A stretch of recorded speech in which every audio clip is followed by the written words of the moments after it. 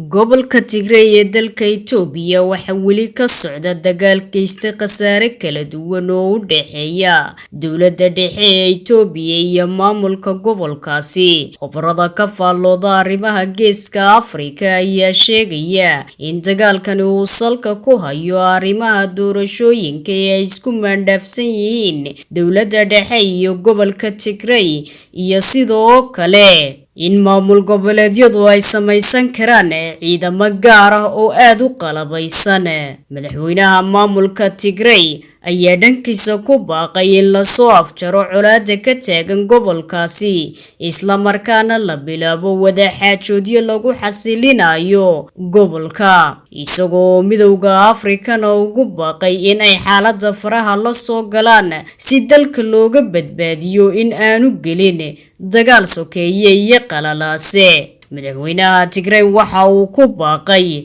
in la qabto wadahadallo lagu joojinayo dagaalka, sida ay baahisay wakaaladda wararka ee Reuters. Si kastaba, dowladda federaalka Itoobiya ayaa u muuqatay inaanay dheg jalaq u siinaynin diyaarna u ahayn wadahadallo lala galo gobolka Tigrayga. Khudbad uu jeediyey ra'iisul wasaaraha dalka Itoobiya Abiy Ahmed ayuu ku sheegay in dowladdu ay soo gabagabayn doonto hadafkii laga lahaa howlgalka gobolka Tigray. Sidoo kale, isgaarsiinta ayaa laga jaray gobolkaasi, waxaana adag in la helo wararka rasmiga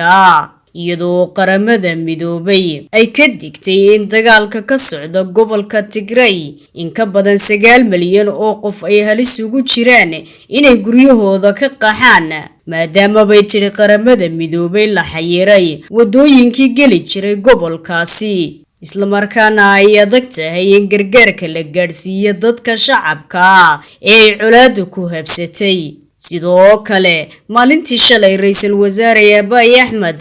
ayaa xilalkii ka qaaday taliyihii ciidamada, madaxii sirdoonka iyo wasiirkii arrimaha dibadda, iyadoo xilligaasina ay socdeen howlgalka militariga Itoobiya uu ka wado gobolka Tigray. Ra'iisul wasaaraha Itoobiya ayaa ugu baaqay sidoo kale beesha caalamka in ay la socdaan tacadiyada joogtada ah ee ay gobolkaasi ka geysanayaan dhaqdhaqaaqa TPLF ee ka taliya gobolka Tigray. Dhowaan ayay ahayd markii ra'iisul wasaaraha Itoobiya uu amar ku bixiyay in tallaabo militari laga qaado gobolkaasi, waxaana uu ku eedeeyay TPLF inay maalgeliyaan kooxo doonaya inay carqaladeeyaan dimuqraadiyadda Itoobiya si dalkaasi uu u galo burbur iyo qalalaase. Sidoo kale, waxaa jira qayladhaamo fara badan oo lagu doonayo in lagu joojiyo colaadda ka socota gobolka Tigray, taasi oo ka imanaysa wadamada kala duwan ee Afrika iyo beesha caalamkaba.